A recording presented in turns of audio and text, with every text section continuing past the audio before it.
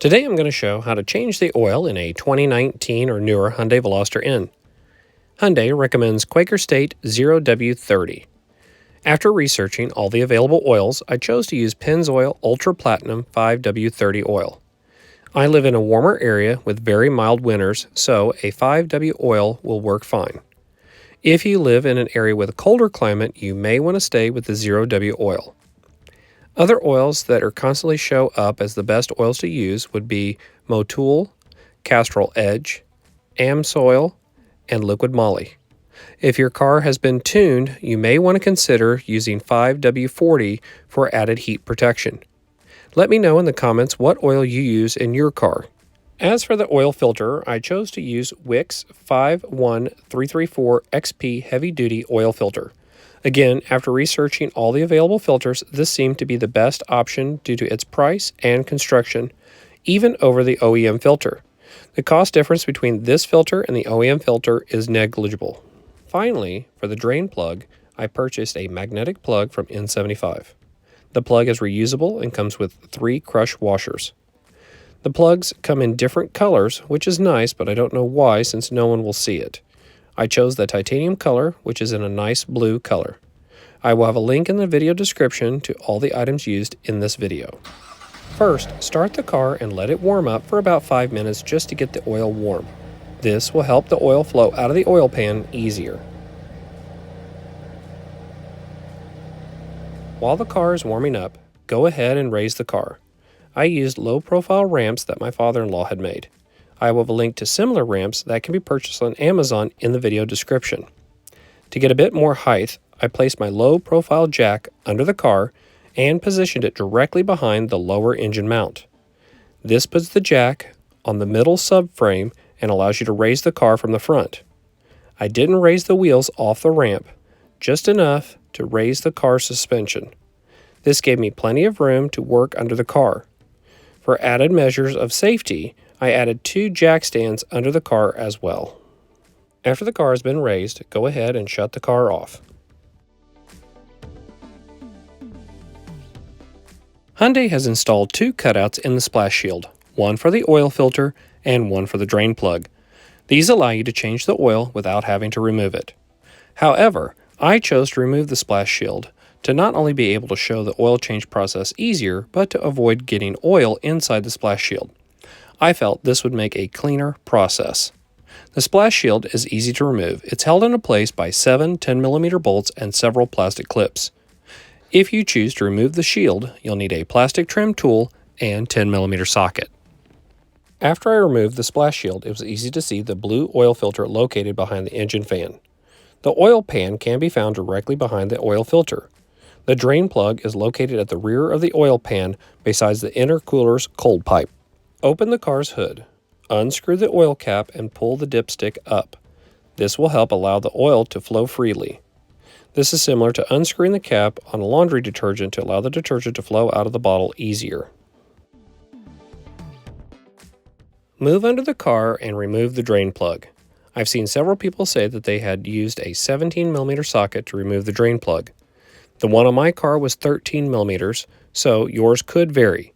You may need to use a breaker bar or impact wrench to break the drain bolt free. I ended up using an impact wrench. Once the bolt has been freed, you can unscrew it by hand the rest of the way. Make sure your oil drain pan is slightly towards the rear of the drain plug as the oil will arc towards the back of the car. The oil will come out very quickly and then slow down. You may need to adjust the position of the oil drain pan. Allow the oil to drain for approximately 15 minutes.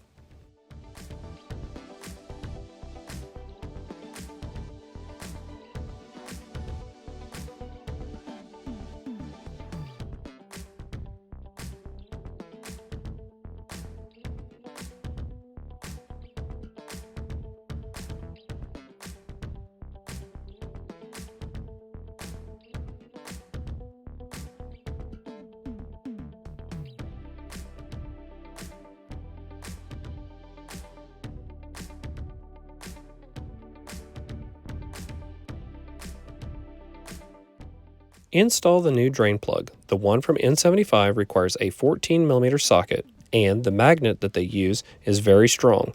It will try to stick to the oil pan, so it's a little frustrating to get it into the oil pan hole at first.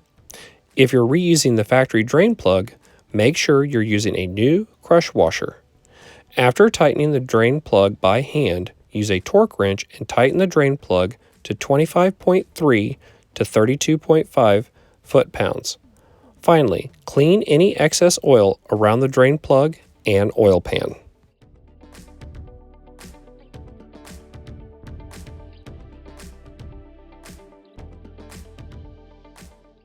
Just as an FYI, I tried one of the oil change tips I saw online where you puncture the bottom of the oil filter to make for a cleaner removal of the oil filter.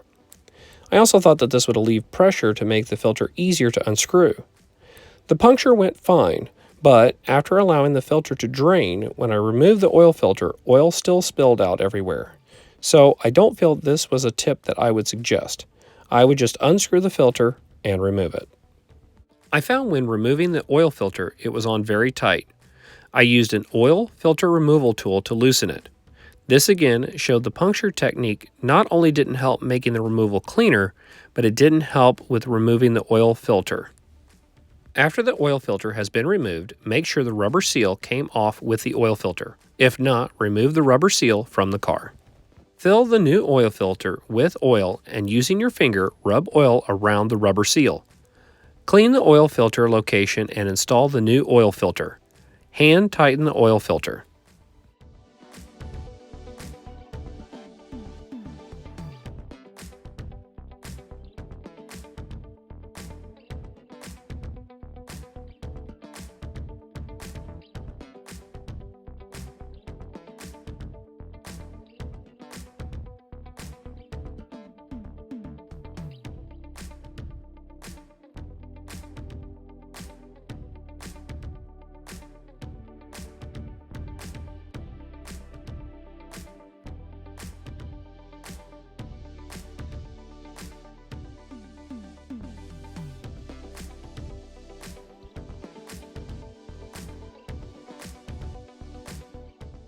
We wanted to show what the oil looked like after removing it from the car. The oil was clear of any metal and overall looked good. I used a magnet to check the oil for metal. If you remove the splash shield, you can reinstall it before moving on to the next step. We're finished underneath the car. Take your funnel and begin filling the car with oil. The manual states that the car takes just over 5 quarts, 5.07 to be exact. Initially, I put 4 quarts in the top of the engine, plus additional oil in the filter. Before putting any more oil in your car, you'll want to warm up the car and check the oil level. To check the oil level, make sure the car is on level ground. Next, start the car and let it warm up to normal operating temperature. When the vehicle is at temperature, the tach will only show red lights to the 7,000 RPM, and the temperature gauge inside the tach should have the needle about in the middle of the hot and cold.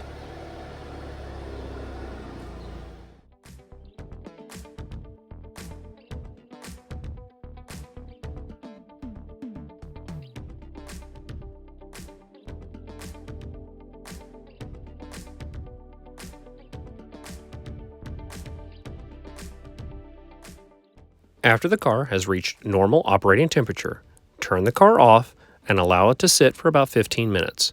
Pull out the dipstick, clean it off, and then reinsert it.